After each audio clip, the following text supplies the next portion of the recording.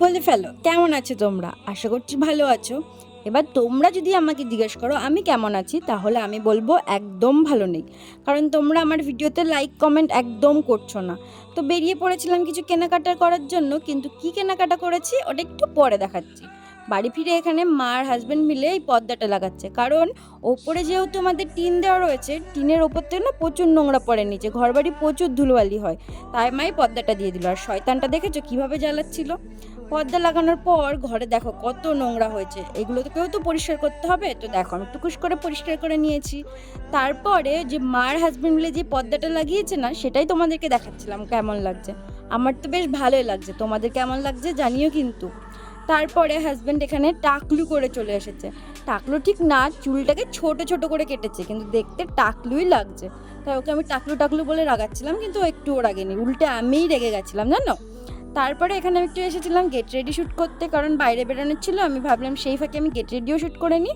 তো get ready shoot করা হয়ে গেছে। এখানে আমি একটু আয়নার সামনে ঢং করছিলাম। হঠাৎ দেখি উনি রেডি হচ্ছিল, ওনাকেও নিয়ে নিয়েছে আমার ভিডিওতে। তো এখানে না আমি রিলস করব বলে ভিডিও করছিলাম, উনি দেখি আমার রিলসে এসে হাজির। যে কোনোদিনও আসে না সে আমার রিলসে এসেছে, তাই আমি সুযোগের সদ্ব্যবহার করে নিয়েছি। তো দেখো রিলস করে বেরিয়ে পড়েছি। আর এটা তো তোমরা সবাই চিনেই গেছো, এটা আমার বাড়ির সামনের রাস্তা। হ্যাঁ, এটা আমার বাড়ির সামনের রাস্তা। এটা দিয়ে আমি এখন যাচ্ছি। কোথায় যাচ্ছি বলো তো? দেখো চলে এসেছি। কি ভাবছো সোনার দোকানে এসেছি বলে সোনা কিনবো? একদমই না, সোনা কিনতে আসিনি বাবা। আমি এসেছিলাম যেহেতু আমার মাদুলি লাগবে।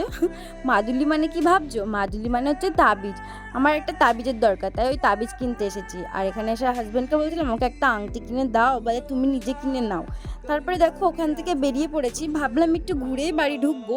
কিন্তু ঘুরতে যখন যাব গাড়িতে তো একটুও তেল নেই, তেল না ভরলে ঘুরবো কি করে? তাই এলাম পেট্রোল পাম্পে তেল ভরতে। দেখো এখানে হাজব্যান্ড তেল ভরে নিচ্ছে। তেল ভরে নিয়ে আমরা ওখান থেকে বেরিয়ে পড়েছি। আর এখন যে রাস্তাটা দিয়ে যাচ্ছি, এই রাস্তাটা হচ্ছে আমার স্কুল যাওয়ার রাস্তা। আর এখানে না একটা পাগলি বসে থাকতো, সেই জন্য আমি ভয় স্কুল যেতে চাইতাম না। আর আমার মা বকে বকে স্কুল পাঠাতো। তো এই যে সামনেই আমাদের স্কুলটা। আর এই সামনে হচ্ছে ইমাম বাড়া না ইমাম বাড়ি বলে আমি জানি না ঠিক। এখানে বাড়ি মানে আমাদের লালবাগে বাড়ি হয়েও আমি এই জায়গাগুলোর নাম ঠিকমতো জানি না। তো যারা জানো বলো ওটা ইমাম বাড়ি না ইমাম বাড়া। তো দেখো হাজারদুয়ারির সামনে দিয়ে চলে যাচ্ছি। এখানে রাস্তা দিয়ে যাচ্ছে, এখানে আমি একটু ঢং করছিলাম, হাজব্যান্ডও একটু ঢং করছিল। তারপরে না রাস্তাতে হঠাৎ করে দেখি কি কারেন্ট চলে গেছে। আর আমার না সেই বিয়ের আগের কথা মনে পড়ছিল, কারণ যখন আগে ঘুরতে যেতাম কারেন্ট চলে গেলে খুব মজা হতো। কেন বলো তো? কারণ আমার মনে হতো যে কারেন্ট চলে গেছে, এখন তো কেউ আমাকে দেখতে পাবে না অন্ধকারে, আর বাড়িতে গিয়েও কেউ বলতে পারবে না, কারণ বাড়িতে তো আর বলে আসতাম না যে আমি ওর সাথে ঘুরতে যাচ্ছি। তারপরে দেখো এখানে রাস্তায় কি ভিড়, আমরা যাবো রাস্তার ওপারে আর এখান থেকে যেতেই পাচ্ছি না, এত ভিড়। কোনো রকমের রাস্তার ওপারে এলাম। তারপরে হাজব্যান্ড গেছে মায়ের জন্য খাবার কিনতে, ও মায়ের জন্য রোল নিয়েছিল। আর এখানে দেখো আমি নিব দই ফুচকা, কিন্তু এত ভিড় ফুচকাওয়ালা কাকুর কাছে যে আমি দাঁড়িয়ে রয়েছি লাইনে। কিন্তু একটা কথা কি বলতো, ফুচকাওয়ালা কাকু এত সুন্দর ফুচকা বানায়, যাদের আমাদের লালবাগে বাড়ি তারা এই কাকুর কাছে একটু ফুচকা খেয়ে দেখো, কাকু সত্যিই খুব সুন্দর ফুচকা করে। তারপরে দেখো এখান থেকে দই ফুচকা নিয়ে নিচ্ছি আমি।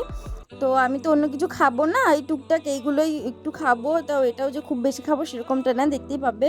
তো এখান থেকে দই ফুচকা নিয়ে নিলাম, দই ফুচকা টুচকা নিয়ে সোজা চলে গেছি বিরিয়ানির দোকানে, কারণ হাজব্যান্ড বিরিয়ানি খাবে। দেখো এখানে আমাকে দাঁড় করিয়ে দিয়ে তার আসার নাম নেই। অবশেষে সে এসে গেছে আমার জন্য আইসক্রিম কিনতে, আইসক্রিম কিনেও চলে এসেছে।